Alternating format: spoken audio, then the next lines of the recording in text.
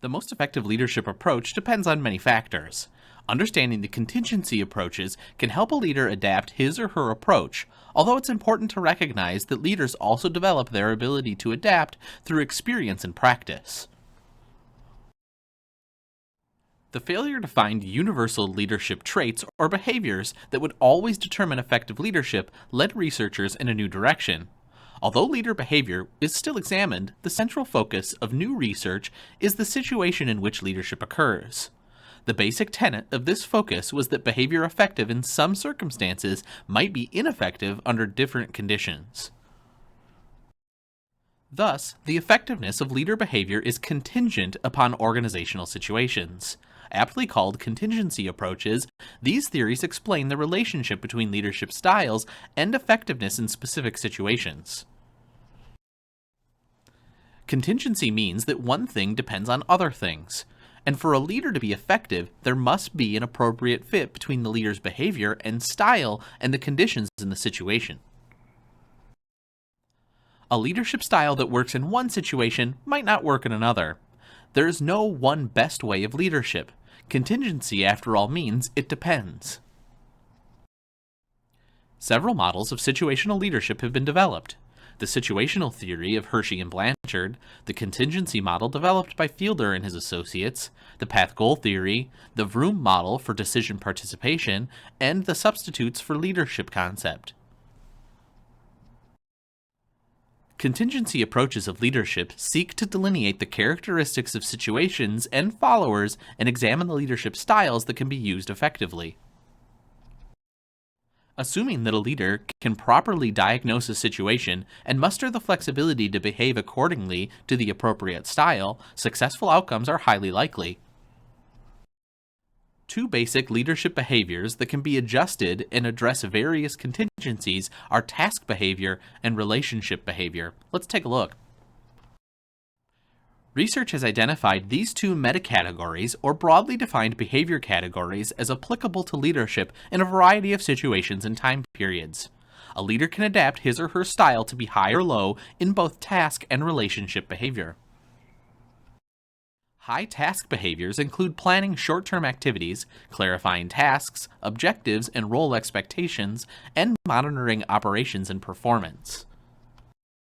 High relationship behaviors include providing support and recognition, developing followers' skills and confidence, and consulting and empowering followers when making decisions and solving problems.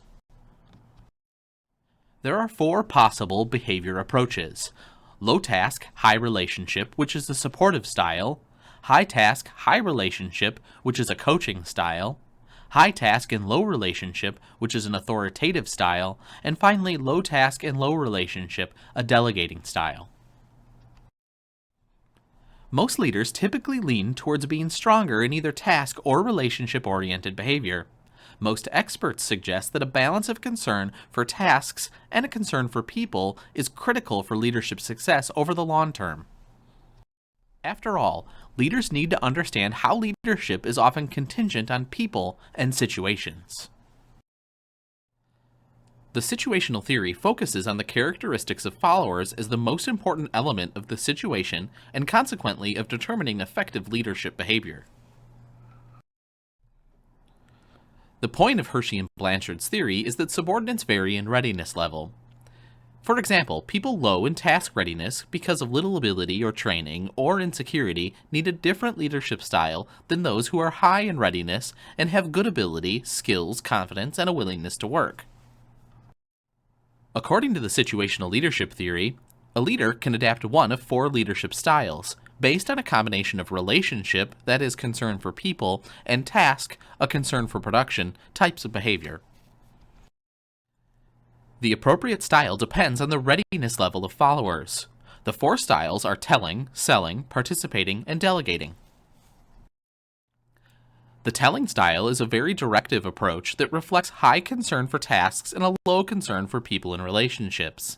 The leader provides detailed objectives and explicit instructions about how tasks should be accomplished. The selling style is based on a high concern for both relationships and tasks. With this approach, the leader provides task instruction and personal support. explains decisions, and gives followers a chance to ask questions and gain clarity about work tasks. The participating style is characterized by high relationship and low task behavior. The leader encourages participation, consults with followers, and facilitates decision-making.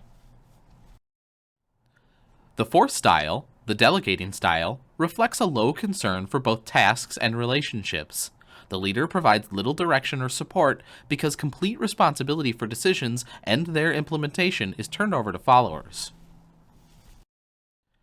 The appropriate style depends on the readiness level of followers, from low readiness to high follower readiness. Let's take a look. The essence of Hershey and Blanchard's situational theory is for the leader to diagnose a follower's readiness and select a style that's appropriate for the readiness level, such as the follower's degree of education and skills, experience, self-confidence, and work abilities. When one or more followers exhibit very low levels of readiness, the leader has to use the telling style, telling followers exactly what to do, directing them on how to do it, and specifying timelines. A selling leadership style works well when followers lack some skills or experience for the job but demonstrate competence, ability, and a willingness to learn. With a selling style, the leader gives some direction but also explains decisions and clarifies tasks for followers rather than merely instructing how tasks should be performed. The participating style can be effective when followers have the necessary education, skills, and experience, but might be insecure in their abilities and need some encouragement from the leader. The leader can guide followers' development and act as a resource for advice and assistance. A delegating style of leadership can be effectively used when followers have very high levels of ability, experience, confidence, and a willingness to accept responsibility for their own behavior. The leader provides a general goal and sufficient authority to do the tasks as followers see fit.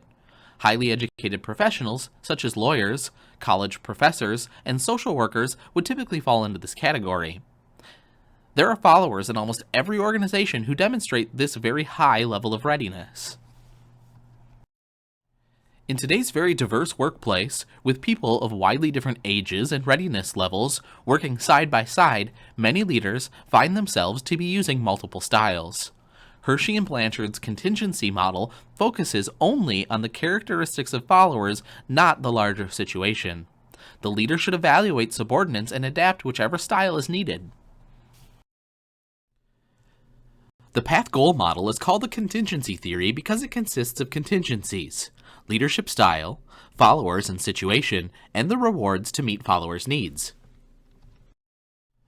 The leader increases follower motivation by either, first, clarifying the follower's path to rewards that are available, or, two, increasing the rewards that the follower values or desires. Path clarification means that the leader works with subordinates to help them identify and learn the behaviors that will lead to successful task accomplishment and organizational rewards.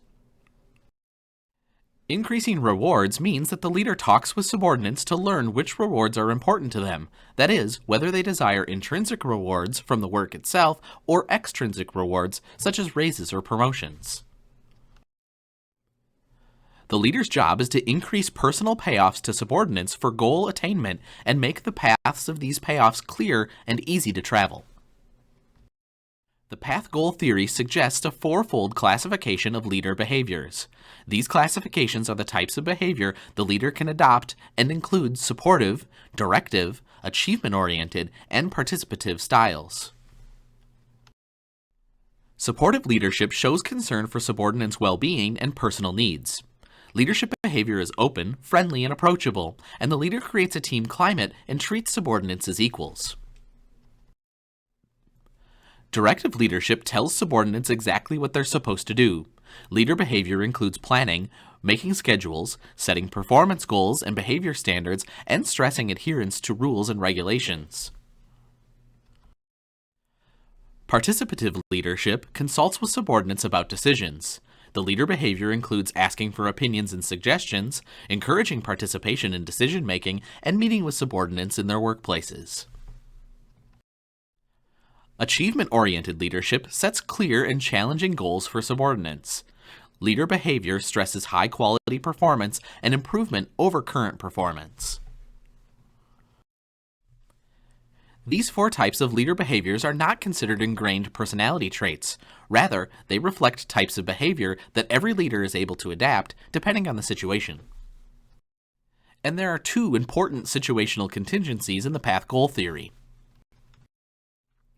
The path-goal theory suggests 2 situational contingencies: the personal characteristics of the group members and the work environment. Personal characteristics of followers include such factors as ability, skills, needs, and motivations. For example, if an employee has a low level of ability or skill, the leader may need to provide additional training or coaching in order for the worker to improve performance. If a subordinate, on the other hand, is self-centered, the leader may need to use monetary rewards to motivate them. Subordinates who want or need clear direction and authority require a directive leader to tell them exactly what to do. The work environment contingencies include the degree of task structure, the nature of formal authority systems, and the work group itself. The task structure includes the extent to which tasks are defined and have explicit job descriptions or work procedures. The formal authority system includes the amount of legitimate power used by leaders and the extent to which policies and rules constrain employee behavior. At the end of the day, the path-goal theory can be complex. But using the model to specify precise relationships and make exact predictions about employee outcomes can be difficult. But the 4 types of leader behavior and the ideas for fitting them into situational contingencies provide a useful way for leaders to think about motivating subordinates.